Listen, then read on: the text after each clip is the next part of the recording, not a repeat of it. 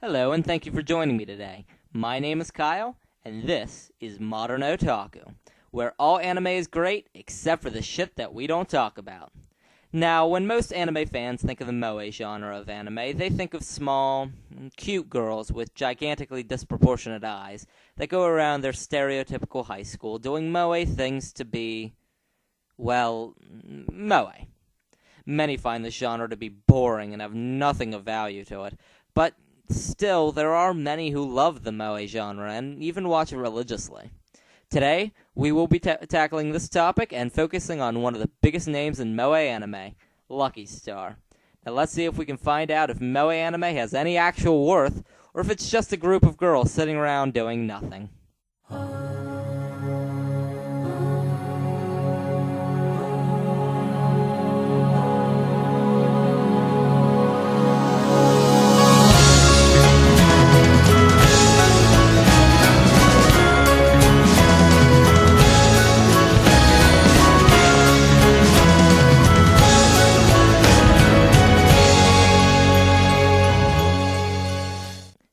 First, before asking any questions, we need to look at moe in general.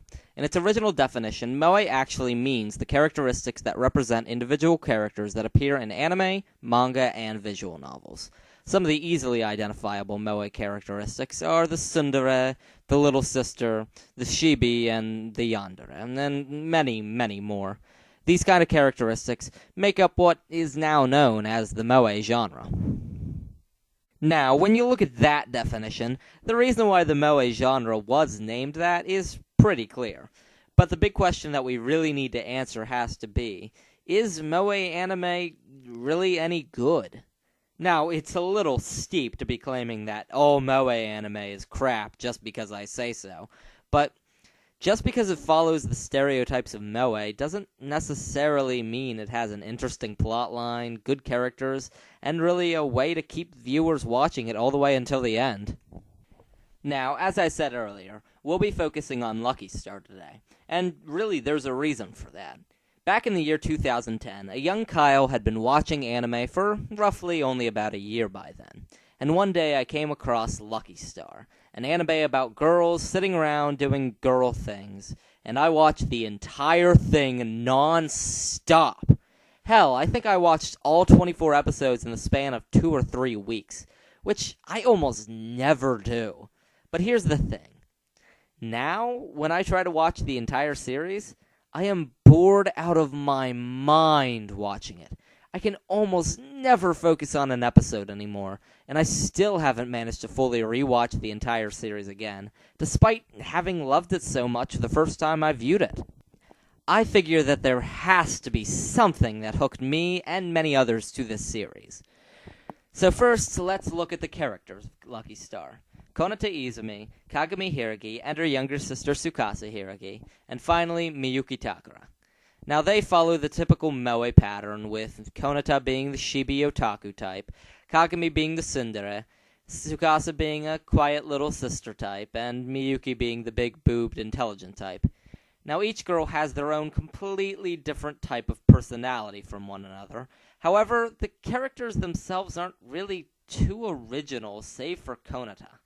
Konata was the one thing that I argue could have been the thing that hooked people to this series. And believe me, she does. There are thousands of people that I have read have loved her character so much that they go crazy over her. And really, there is a reason for that. Her personality is very much like that of the viewers of the anime. Not only is she a lover of anime, a slacker in school, and a goofball, but she's ultimately a social outcast that people can really easily relate to. Also, her character has arguably the best jokes in the series, and that is definitely a plus. I still don't think that one character is enough to keep people invested in the entire series, however. I mean, I think she's definitely a part of it, but I don't know if she's the entire reason that people love this show. Next, I want to look at the plot itself, and see if that could be the thing that's so worthwhile. Now, I think anyone who has watched Lucky Star already knows this, but that last sentence is kind of bullshit, because Lucky Star has no plot. It's based on a 4-panel comic that was serialized back in the early 2000s. And since 4-panel comics are meant to convey a short amount of story in a limited amount of space, it doesn't give much room for an overarching plotline. Ultimately, making an anime out of a 4-panel comic is like taking a comic strip from the local newspaper and turning it into a movie. And we all know how well that went. Much like its 4-panel comic, the series is cut up into small scenes that take up only about a few minutes of screen time before going on to the next scene. The only thing about the plot that could keep an audience member's attention is the comedy, and it's definitely true that there are jokes in the series that can and definitely will make some people laugh. It's just, I still do not think that that's the reason that people watch this series. So, if the characters' personalities aren't really enough to keep people going, and the comedy, while funny, shouldn't be able to really keep people invested all that much, then how does it keep people entertained? Is Lucky Star and all other anime in the moe genre just magical anime that managed to grab everyone's attention and hold it without any rhyme or reason? I mean, heck, I was one of those people and I still can't understand it myself. How did an anime that bores me to death now when I watch it again keep me entertained enough to go and write fan fiction about it? Oh yeah, did I not mention that? Anyways, through my research, I think I found the answer. It is actually, drumroll please. Oh, wait, really? Really? A picture of a drumroll is all we can afford? Are you anyways, it's actually how cute the characters are. Now wait a second. Before you leave saying, well, that's the stupidest reasoning I've ever heard, or, of course I think they're cute. Half the reason I watch this show is because they're cute. Please, just bear with me for one moment. Their adorableness isn't just something that is a nice touch to the anime. Their cuteness may actually be what not only draws people to the anime, but keeps them hooked and even ensures that they buy merchandise and, heck, even write the fan fictions about the series. Now, some people may be thinking that the cuteness of the characters is just as stupid of a reason as the characters themselves are the draw to the series. And, heck, some people might not even see the difference I'm trying to make. But here's what's interesting. We as humans have a natural love for cute things. We see a cute puppy, heck, we want to hug it. We see a cute kitten, and we want to pet it. And much like that, if we see a cute character in anime, we naturally want to take them home with us. Now, Higurashi references aside, we are naturally drawn to cute things, and it's actually a scientific fact.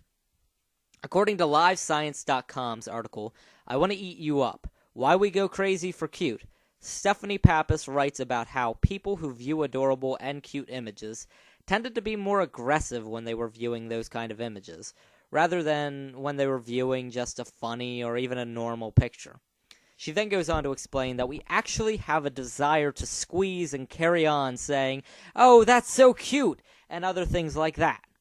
While we, of course, would never actually want to harm something that's that cute, it shows that we have an almost addictive draw to things that we find cute, which answers a lot of questions. It also explains Reina's transformation from this to this, but I can't truly explain that without spoilers, and we aren't even talking about Higurashi this episode. Why do I keep bringing it up? Now, back to the topic at hand.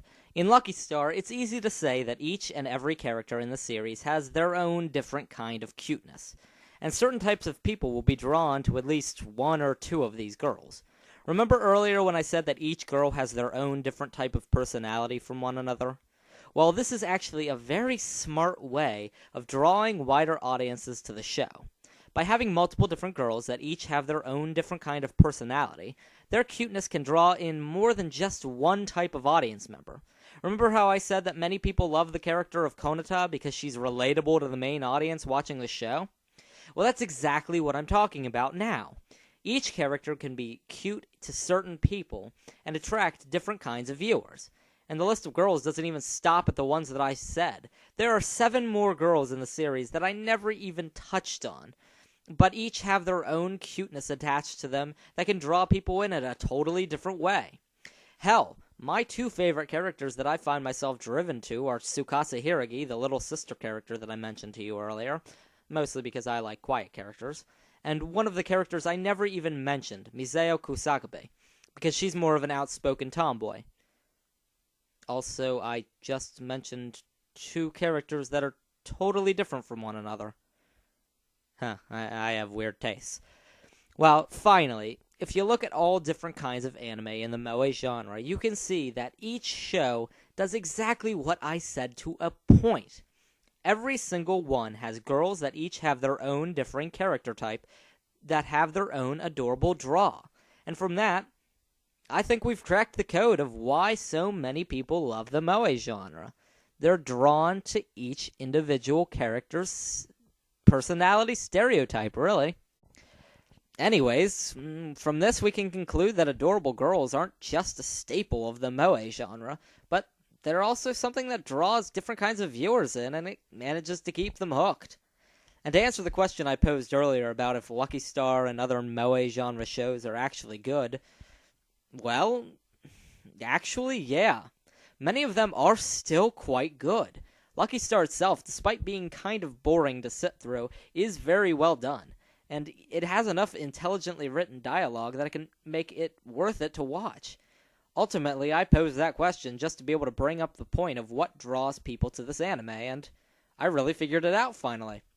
Hell, I even finally discovered why I was so addicted to the show in the first place, and why I'm so bored of it now.